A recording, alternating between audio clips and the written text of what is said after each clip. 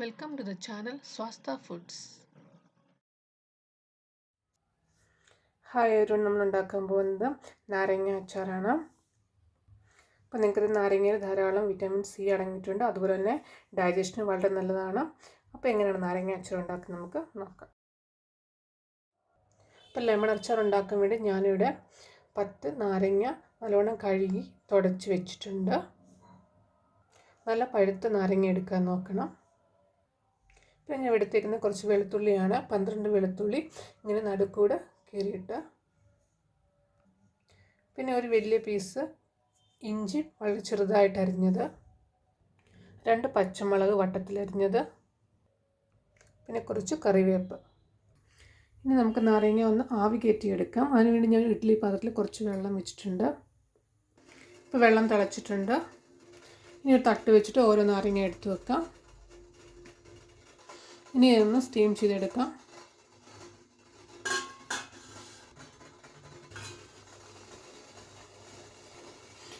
കാണാൻ ഇവിടെ വെളുത്തുള്ളി നല്ല സോഫ്റ്റ് ആയിട്ടുണ്ട്.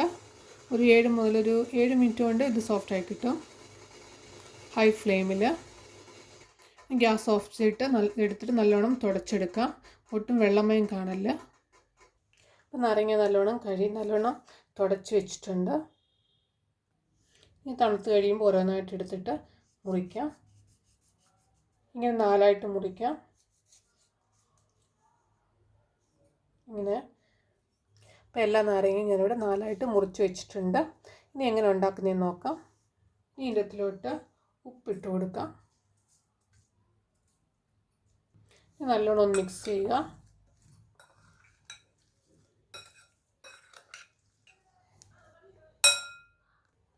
ഇതൊരു അരമണിക്കൂർ വെച്ചേക്കുവാണെങ്കിൽ നല്ലതാണ്. അപ്പോൾ അച്ചാർ ഉണ്ടാക്കാൻ വേണ്ടി ഞാൻ ഒരു കടായി ഗ്യാസ് വെച്ചിട്ടുണ്ട്. അതിലോട്ട് ഞാൻ ഒരു 6 ടേബിൾ സ്പൂൺ എണ്ണ ഒഴിച്ചിട്ടുണ്ട്. ഞാൻ സൺഫ്ലവർ ഓയിലാണ് ഒഴിച്ചേക്കുന്നത്. ഇപ്പോൾ കുറേ നാളൊക്കെ ഉപയോഗിക്കേണ്ട അച്ചാറാണെങ്കിൽ നിങ്ങൾക്ക് നല്ലെണ്ണ ഉപയോഗിക്കാവുന്നതാണ്. എണ്ണ ചൂടായി കഴിയുമ്പോൾ ഒരു 1/2 ടീസ്പൂൺ കടുക് ഇട്ട് കൊടുക്കുക. കടുക് പൊട്ടി കഴിയുമ്പം നമ്മൾ എടുത്ത് വെച്ചിട്ട് വെളുത്തുള്ളി ഇട്ട് കൊടുക്കുക.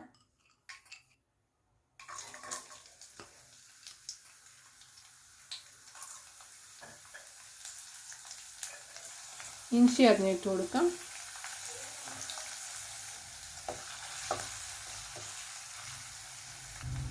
പച്ചമുളക് അരിഞ്ഞത്, കറിവേപ്പില, ഒരു ലൈറ്റ് ബ്രൗൺ കളർ ആവുന്ന വരെ ഒന്ന് നല്ലോണം ഒന്ന് വഴറ്റുക.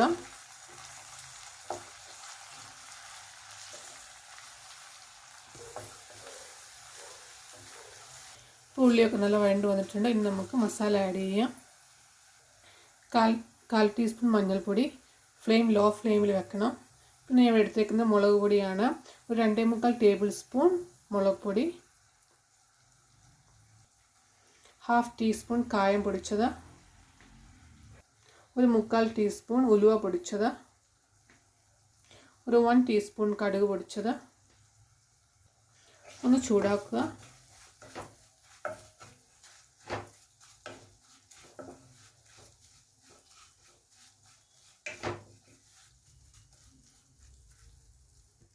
ഇനി അരിഞ്ഞു വെച്ച ലെമൺ ഇട്ട് കൊടുക്കാം.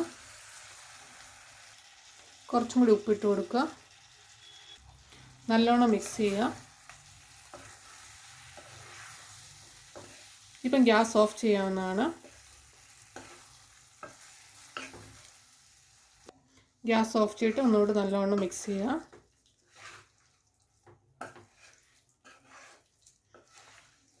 ഇവിടെ കാണാം നമ്മുടെ ലെമൺ അച്ചാർ ഇവിടെ റെഡി ആയിട്ടുണ്ട്.